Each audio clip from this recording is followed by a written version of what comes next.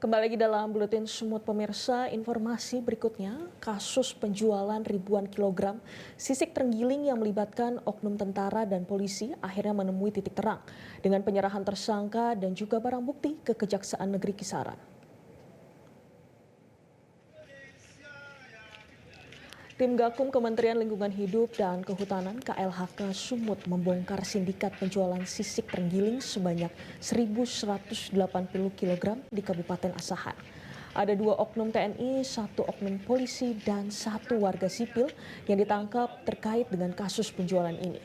Tersangka AS dilimpahkan ke Kejaksaan Negeri Asahan beserta dengan alat bukti sebanyak 320 kg sisik terenggiling, di mana sisik terenggiling ini disita dari 2 lokasi. Pertama di loket bus di Jalan Jenderal Ahmad Yani, Kisaran pada Senin 11 November 2024. Sementara yang kedua di rumah oknum TNI berinisial MYH di Kelurahan Siumbut Umbut, Kecamatan Kisaran Timur.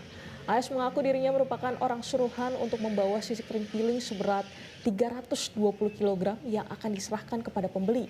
Namun sebelum sampai mengantarkan sisik terenggiling tersebut, dirinya sudah diciduk oleh tim KLHK Sumut.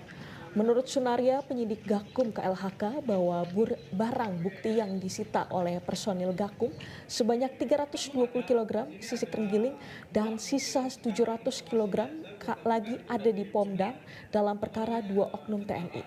Mengenai keterlibatan oknum polisi yang diduga berinisial AHS yang bertugas di Polres Asahan, pihak KLH masih melakukan penyelidikan lebih lanjut, di mana nama oknum polisi ini disebut sebagai pemilik barang ini.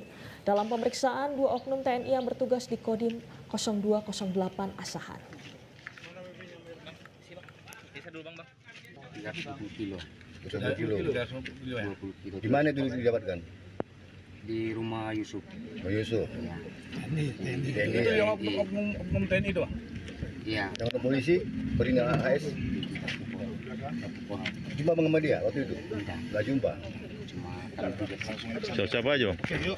Udah ya, Pak ya, nanti Bang ya. Jelajahi cara baru mendapatkan informasi. Download Metro TV Extend sekarang.